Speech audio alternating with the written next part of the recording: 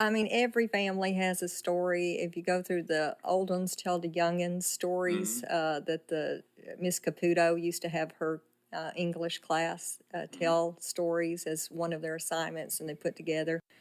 Just about every single one of those books has some type of moonshine story in it. Episode 8, Cold Springs and Cold Cases. Aligning with my theory, Capone did travel through Monteagle, Tennessee on his way to his Miami home via the Dixie Highway. Slim ran his taxi to and from Monteagle. Last week, we learned of a new character who played a part in our story. Cooper Melton operated on the same land where the Short Mountain Distillery now sits. Billy, the owner of Short Mountain Distillery, told us how Capone got his Tennessee moonshine from Cooper Melton. Cooper's location was 60 miles from High Point Restaurant in Monteagle and only 20 miles from McMinnville.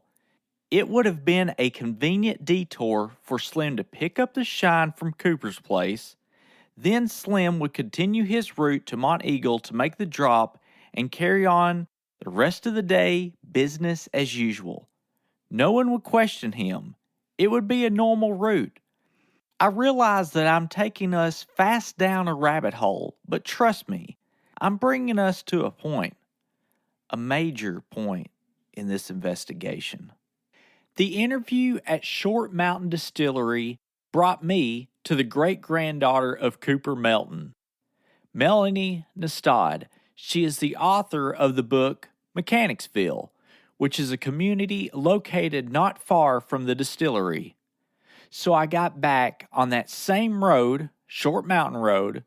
I took a right down a gravel road, which was a mile or so from Short Mountain, and located to my left was a log cabin, and suddenly it was like I had taken a turn through a wormhole and I had ended up in the early 1900s. The houses, the road that I was on, a cemetery, everything was a step back in time. I finally reached my destination, which was a quaint Methodist church dating back to the early 1800s. Melanie and her husband let me into the church where we would be conducting the interview. The church that you're sitting in now, it's been around since before 1825. Oh, wow. Yeah, and there's actually, my father had seen plats where just across this field over here would have been laid out for lots. If you're looking up any deeds or histories there, it'll say lot 5 or lot 4, everything. And there was a tannery, a coffin factory, the church, the general store. So there's just a lot of history right up here in Mechanicsville. My grandparents on my mother's side had taken me up and down Short Mountain Road as a kid. I just didn't know how much history is located in all the crooks and crevices on Short Mountain Road.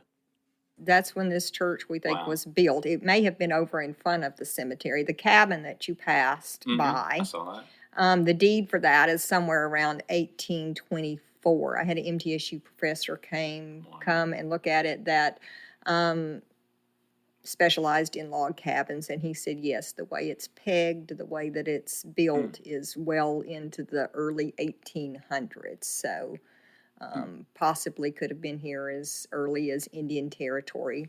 This land didn't open up until 1806 when the road started coming through, and they kept moving the lines of the reservation.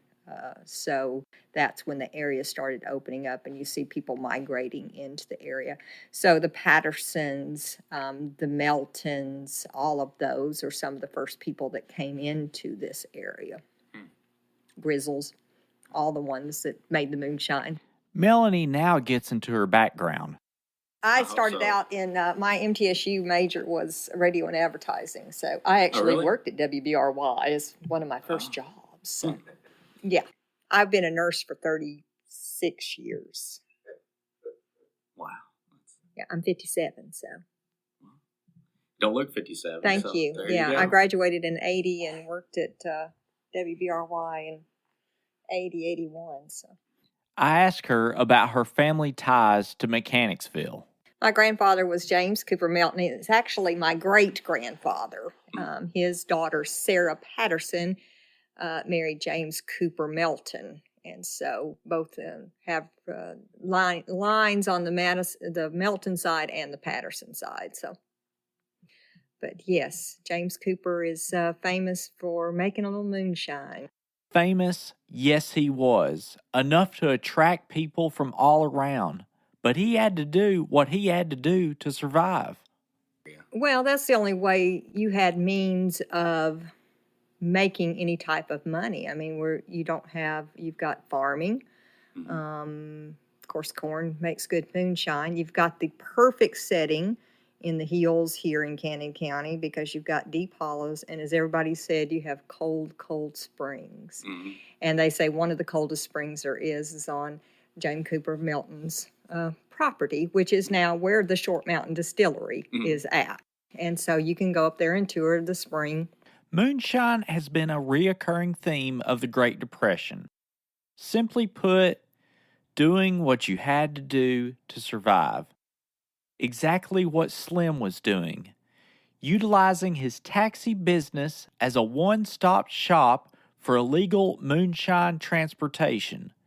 Even some of those who would quote Bible, book, chapter, verse about the dangers of alcohol, they too would get their hands dirty in order to feed their family. There's a story even of the Methodist minister coming up to Mr. Grizzle, who was one of the very first area in this community, and was saying, I can't feed my children anymore. I can't put socks and I can't put shoes on my children. And Mr. Grizzle told him, he said, well, come with me. He said, you got to be quiet about it. And so the Methodist minister helped Mr. Grizzle make moonshine, but that's how you fed your family. Everybody around here was involved in it in some way. So in episode 5, we heard from Brandon Hillis about his family's involvement in the manufacturing of moonshine. He spoke of the revenuers Melanie also mentions. Like the revenuers? Yes.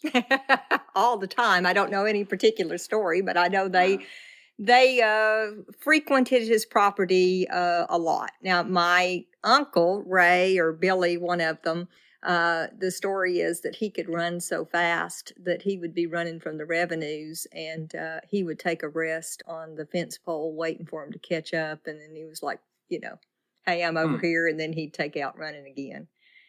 And then another one of the neighbors, Mr. Patterson, he was running from the revenuers. And, of course, we've got these nice little hills and hollows, so if you go and jump onto a tree that's kind of down into a hollow, you can skimmy down the tree there. And that was his great mode of escape there for a while. Except one time when he did it, the revenuer was at the bottom of the tree waiting for him. So the revenuers were so feared that they had people dreaming about them. Revenuers were chasing people even in their dreams. Yeah, you were talking about the revenuers. Another Miss Grizzle, I think it was her husband had been caught, and he came apparently in later that evening, or I guess after being released, and she said something to the effect of, oh, I had dreamt last night that they were coming. I had dreamt last night that they were coming. And he says, I wished you'd really told me that dream before now. Oh, man. So bad timing, but. Take a minute to listen to a word from our sponsors. Hello, fellow crime dogs. My name is Eric Phillips, and this is my co-host and hetero life mate, Robert Prestige. Hey, what's up, guys? We are here to tell you about our true crime podcast, Find Me in the Dark. Find Me in the Dark covers all things true crime. Mass shooters, serial killers, spree killers, one-off murders, family annihilators, missing persons, kidnappings and cold cases, and many other insane stories. We do deep dives into history's most incredible mysteries and discuss the darkest sides of humanity. Two best friends that are obsessed with true crime and want to share these stories with the world. We release one episode every 2 weeks, covering a brand new crime every episode. If you like crime and like hearing two best friends discuss the ins and outs of the world's most devious human beings, like and subscribe on Facebook, Podbean, Stitcher, Spotify, Apple Podcasts, and YouTube. We look forward to talking crime with you. Thanks for listening, and stay safe. Do you want to join in on the fun? Yes, I'm talking to you. If you haven't heard about Anchor, it's the easiest way to make a podcast. Let me explain. Number one is that it's free, and there are creating tools that allow you to record and edit your podcast right from your phone or computer. Anchor will distribute your podcast for you so it can be heard on Spotify, Apple Podcast, and many more. You can make money from your podcast with no minimum listenership. It's everything you need to make a podcast in one place. It's a one-stop shop for podcasting. Don't delay. Download the free Anchor app or go to anchor.fm to get started. Do it right now. Now back to Moonshine, Murder, and Mayhem podcast. I'm sure that they did. Now, there is a 1934 Canon Cougar. I wish I had the copy of it. My sister has it, and it's important to her because there are two stories on the very front page about two different steels that the revenuers had found and chopped up and dispensed of.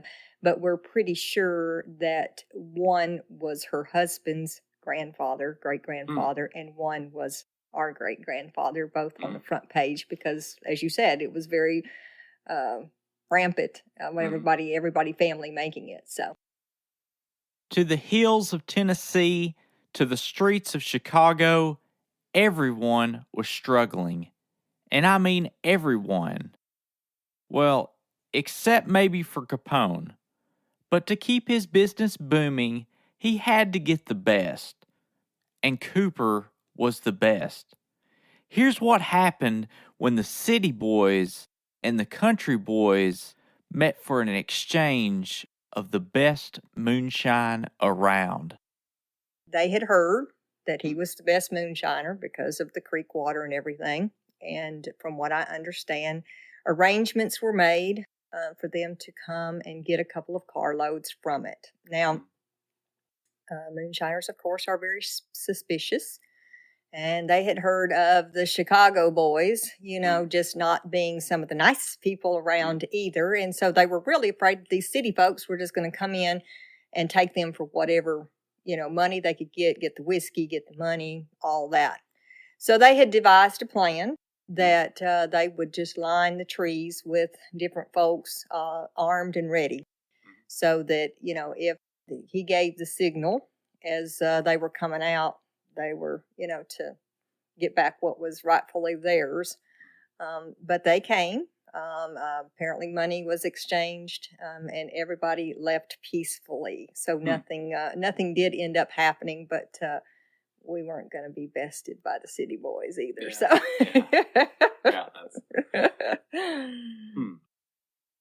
Cooper was the best moonshiner in Tennessee. He had one of the biggest stills in Tennessee. Cooper, like Slim, was killed in the process of dealing moonshine.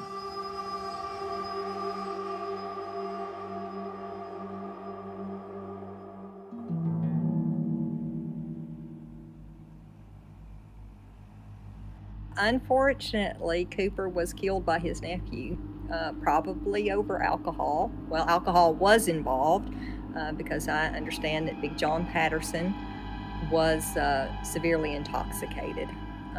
The story goes that him and another fella had gone up the road to John's house. He wasn't at home. Supposedly, James Cooper was sitting there shelling corn when John came into the house and found him and his wife there at the table. And he became very upset and angry.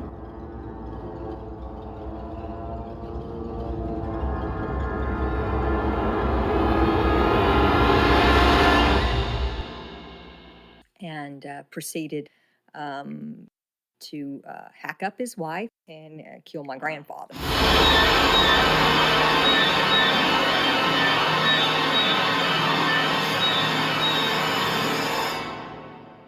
So there's a big story. It was in the paper, unfortunately, there for a while. So I think I've looked over that article. Yeah, so he died apparently on the spot.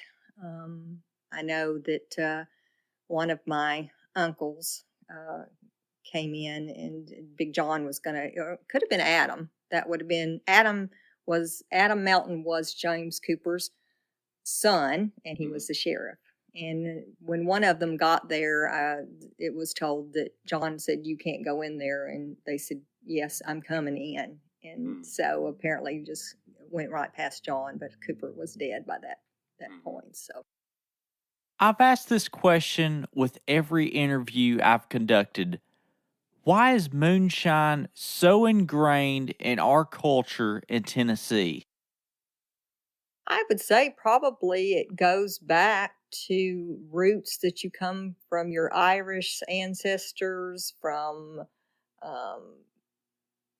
able to, it's almost medicinal in its purpose too. I mean, because my grandfather, Fred Hale, he had severe rheumatoid arthritis. There was no pain medicine. So a lot of times he drank his pain away.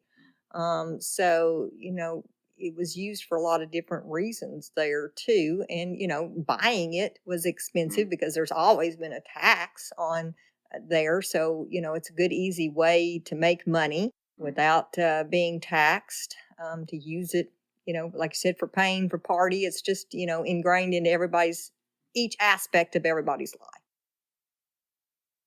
Nowadays, US 70 is the road you take if you are traveling from Warren County to Cannon County. But back in the 1930s, there was not an easy access road. We've never been able to trace it, but now Mr. Grizzle, who was the first sheriff of Cannon County, he lived up, there's a small hill mountain here, so you actually he drove hogs, and so you kind of can see the road that's up there. There's actually an old pottery up there, so if you go down that road and then past, it takes off to Mechanicsville. And some friends and I, we've got a group we call ourselves Children of Short Mountain. Each one of us are descendants from in and around this area. So the four of us get together and investigate any piece of information that we can find. So we had actually found that road, we think, that came through this area back over towards Mechanicsville, because Mr. Grizzle used to drive his hogs, which is actually how that cabin got built, because he was driving hogs in Kentucky, and a doctor, Dr. Arnett, actually, somebody was injured on the trail. Dr. Arnett followed him down here, came the rest of the way, ended up liking here and staying. And then from what I understand, he lived in the cabin that John Patterson built there. So I began to unravel my theory to Melanie about the Slim and Capone and Cooper connection. I think that's a really good connection, because like you said, we had the people driving hogs, to Mechanicsville. Mechanicsville was, before Cannon was built, that's where your county seat was. Before Woodbury was the county seat, when this actually was Warren County. So the connection would be a real easy leap, I would think. So, as a matter of fact, I'll get one of my Children of Short Mountain to check out your grandfather's name and see what he knows. In the moonshining business, everyone takes their secrets to the grave. Well, you didn't talk about that, especially the women and kids, you didn't get told a whole lot about that. So, it was a long time before my aunts would even admit that my grandfather and great-grandfather, made shine. And now my grandfather owned one of the very first, not the very first, because Mr. Underwood owned the very first car out here, but in the 30s and 40s, he owned one of the very cars, and I'm sure it picked up a lot of sugar. But he also hauled people to the doctor and those kind of things, but it was one of the only cars around. So, researching this subject, especially with family history, It's such an intriguing endeavor. It's amazing when you get into the Yeah, history it of is. things and how the families cross and Yeah. the businesses that they were in. So I am blessed to have the possession of the church records in my hands that I keep. And this one starts back in around the 1880s, 1890s. But and it starts with my great grandfather also. And when you hold something in your hand that goes back, I've got little scraps from the mercantile store. Maddox owned a store, and you hold those little pieces of paper, and like you said, the ledgers. I've got a book where he wrote down the Mr. Smith's shoe size and what he liked to order, and the saddles and the different bridles that they would order and sizes, and it's just such a different world. So When you hold those artifacts in your hands, it changes your perspective. It makes everything so real, so tangible. Just like being in this 200-year-old Methodist church. We weren't very far from Cooper Melton's grave, and we weren't very far from where our story began and lives ended. The distilling, the exchange, the murder, and yes, the many, many raids of the revenuers. Men who went to extreme measures confiscating and destroying steels. Revenuers were men of deeds much darker than just tax collecting. They were hunters, chasing shiners down, putting them in graves and destroying the evidence all along the way.